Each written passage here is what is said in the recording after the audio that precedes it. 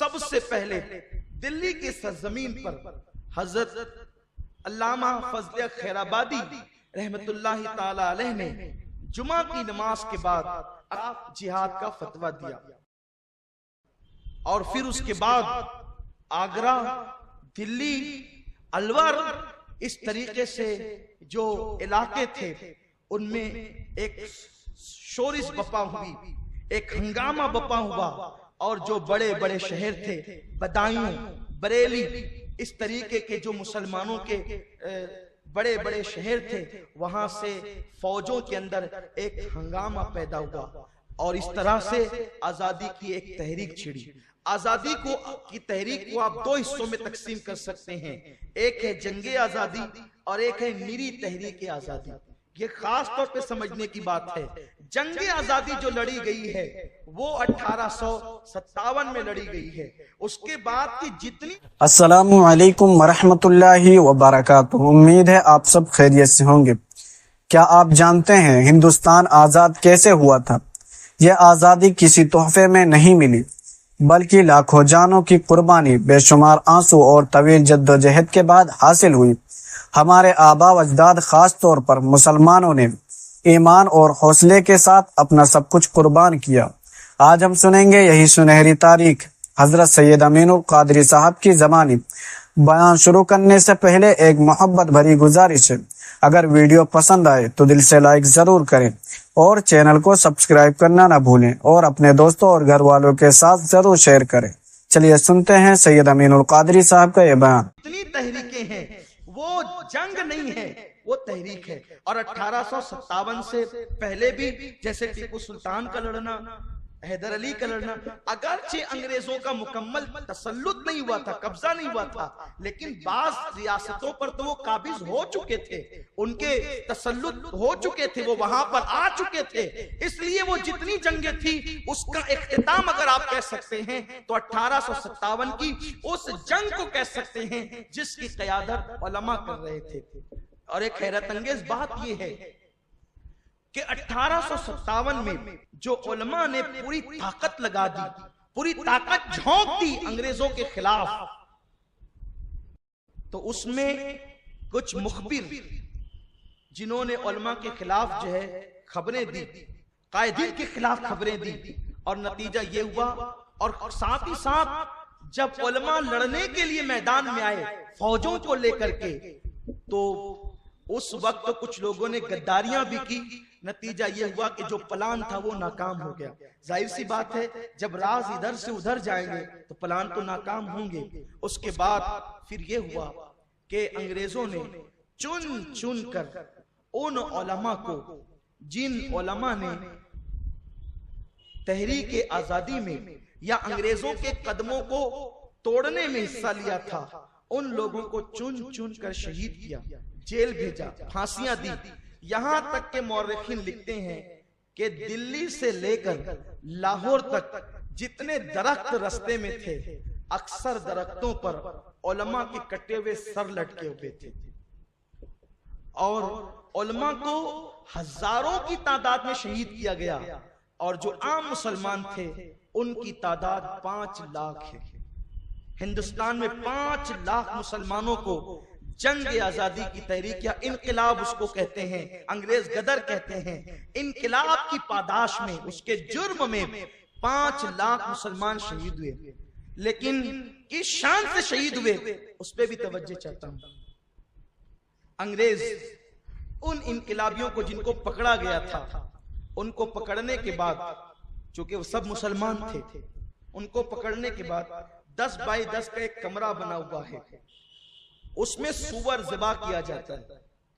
سور ذبح کرنے کے بعد سور کے خون سے، اس کی پیشاب اور اس کی لید سے پورے کمرے کو پوت دیا جاتا ہے۔ پوتنا سمجھتے ہیں؟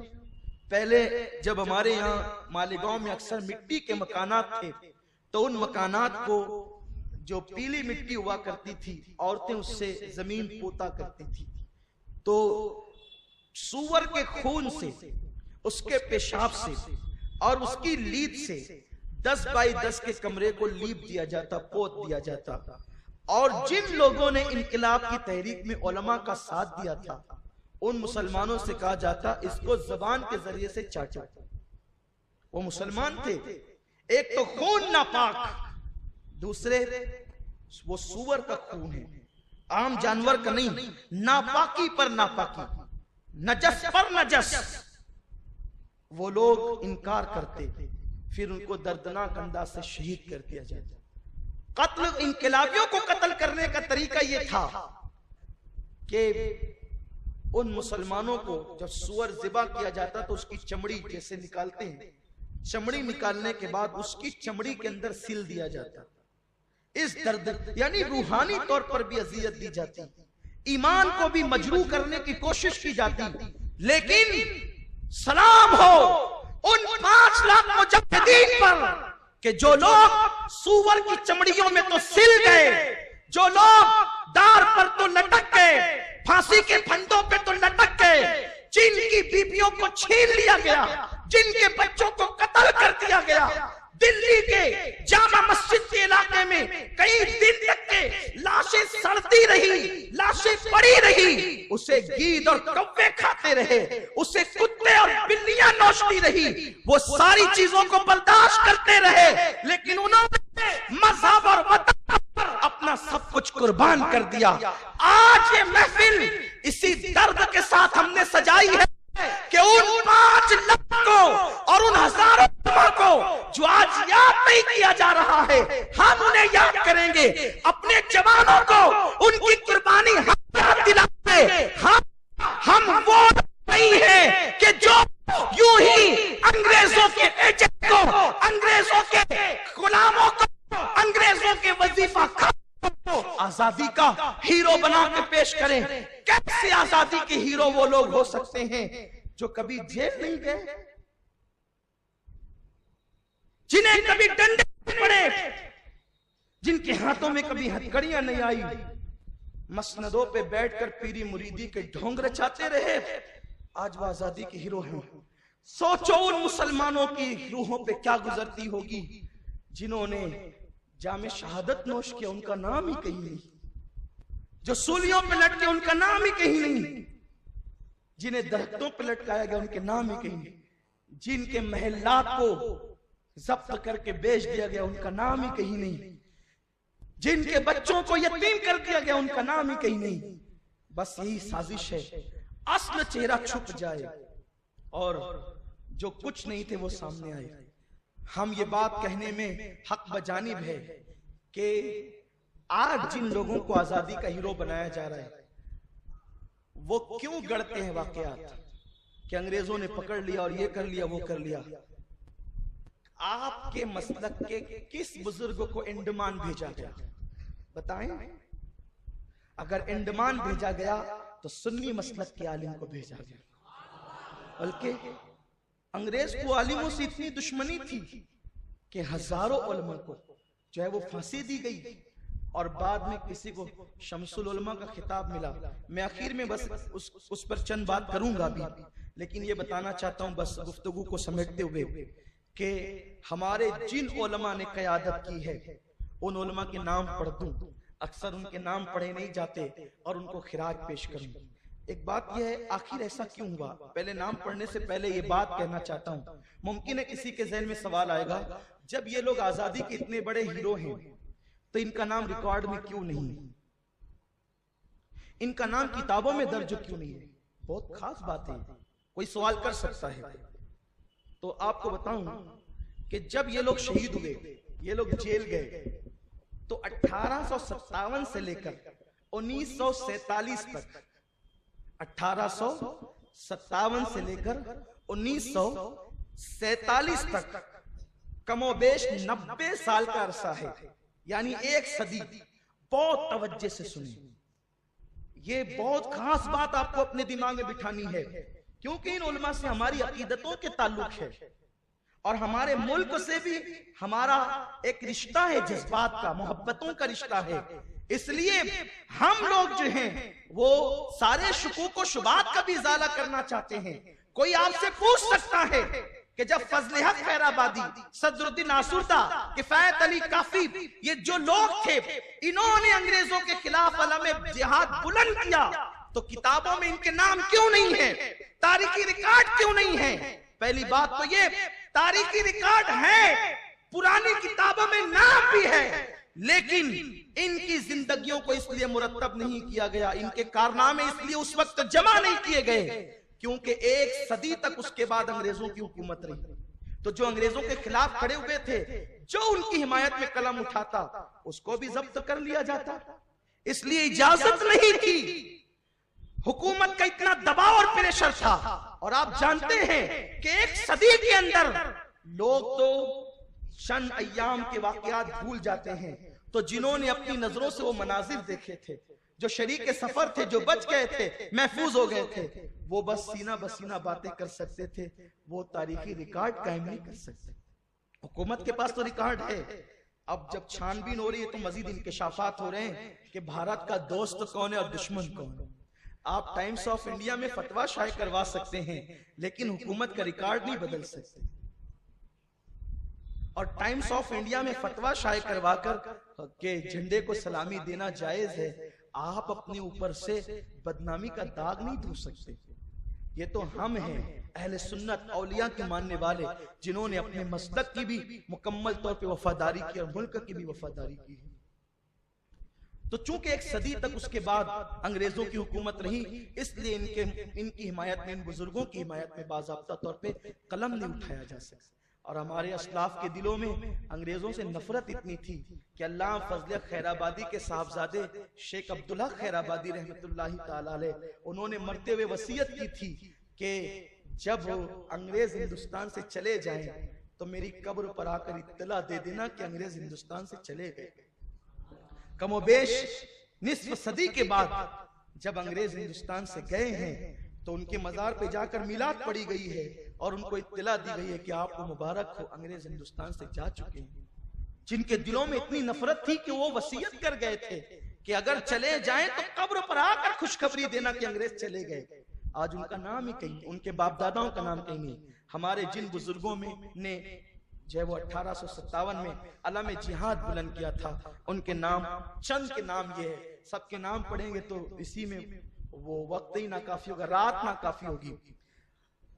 حضرت مفتی صدر الدین آزردہ، یہ مفتی صدر الدین آزردہ جو ہے، ان کو بھی انڈمان علامہ کے ساتھ بھیجا گیا، لیکن بعد میں ان کی سزا جب مکمل ہوئی یہ واپس آئے۔ جب واپس آئے تو علامہ کی کتاب السورۃ الہندیہ، جو علامہ نے کپڑوں پر کوئلے سے لکھی تھی اور کچھ اوراق پر لکھی تھی، ان کے ہاتھوں روانہ فرمائی، جو آج بھی ملک ہندوستان میں موجود ہے اور اس کو کئی ایڈیشن میں وہ شائع ہو چکی ہے۔ علامہ فضل خیرآبادی چشتی رحمت اللہ تعالی علیہ، فضل خیرآبادی رحمت اللہ علیہ کا نام تو آپ سنتے ہی ہیں، ان کے کارنامے بھی آپ کو پتا ہے، لیکن آج بھی انڈمان کی سرزمین پر جو ہے وہ اس سرزمین پر، اس جزیرے پر آپ کا مزار مقدس موجود ہے۔ اس کے بعد حضرت مولانا فیض احمد بدایونی، فیض احمد بدایونی وہ شخص ہے جنہوں نے جو ہے اس انقلاب میں حصہ لیا تو ان کو غائب بھی کر دیا گیا۔ مورخین بعض لکھتے ہیں کہ آج تک کہ ان کا پتہ نہیں ہے۔ مجھے حیرت ہے، کوئی پھانسی پر چڑھا ہے، کوئی جیل گیا ہے، کسی کو غائب کر دیا گیا ہے، یہ ہمارے بزرگ ہیں، سزائیں اس طرح ہوتی ہے۔ اس کے بعد سید احمد اللہ مدراسی، مولانا یہ سید احمد اللہ مدراسی، ان کا بھی بہت بڑا رول رہا ہے۔ آگرہ کا مورچہ انہوں نے سنبھالا تھا اور اس پورے علاقے کے اندر جو ہے آپ کا کافی اثر و رسوخ تھا، اور اللہ تبارک و تعالیٰ نے آپ کو وہ ذات بنایا تھا کہ لوگ جو ہے وہ آپ سے قربت کے لیے بڑے بیتاب ہوتے تھے، یعنی تسخیر خلائق اللہ نے ان کو عطا فرمائی تھی، اتنے آپ کے ماننے والے تھے، اور آپ نے اپنے ماننے والوں کو ملک اور ملت کے لیے استعمال فرمایا۔ اسی طرح حضرت کفایت علی کافی مراد آبادی، یہ ذات ہمارے امام اہل سنت اعلیٰ حضرت کے نزدیک بڑی چہیتی ذات ہے۔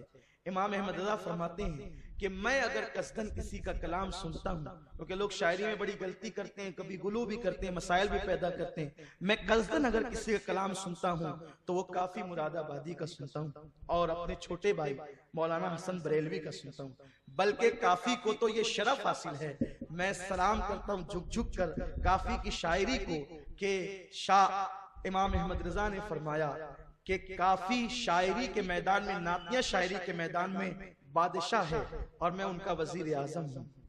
آپ غور فرمائیں، وقت کا امام، امام عشق و محبت، جس کو یوں خراج پیش کرتا ہو، اس کی شاعری کیسی ہوگی؟ اور ان کی شاعری اس قدر فی البدی ہوا کرتی تھی، بلکہ وہ تو سارے نعت گو شعرا بھی تھے، کیونکہ جب عشق ہوتا ہے تو شاعری بھی آتی ہے۔